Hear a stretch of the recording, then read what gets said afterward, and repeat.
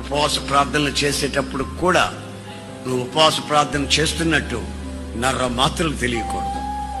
ఆమేన్, ఆమేన్.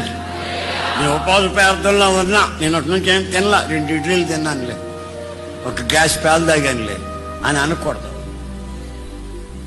ఉపవాసం అంటే ఉపవాసం ఉండాలి అంతే. ఇడ్లీలు తిని గ్యాస్ పాలు తాగి చక్కెరకెళ్ళి పండ్లు 3-4 తింటే అది ఉపవాస ప్రార్థన? పాయాసం గాయించుకో, జీడిపప్పు వేసి దాచేసి పెద్ద కప్పు తాగు.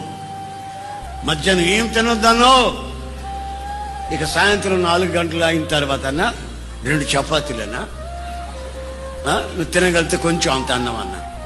మరి ఫ్రూట్స్ ఉంటే, పళ్ళు ఉంటే పళ్ళ రసం పిండుకొని అది కూడా తాగొచ్చాను. ఇప్పుడు 13 రోజులైందన్నా ఉపవాస ప్రార్థనలో నేనుండి అన్నాడు. ఇప్పుడు నువ్వు చెప్పే పద్ధతి ప్రకారం అయితే నేను 10 సంవత్సరాలు ఉంటా ఉపవాసం.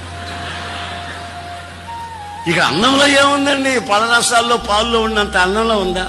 ఈ జాలవా తింటే,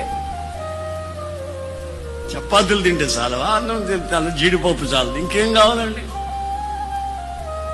అంటే అటు చేయకూడదు. ఉపవాసం అంటే నువ్వు పాస్టర్వి కదా, నీకు తెలియదా అన్న?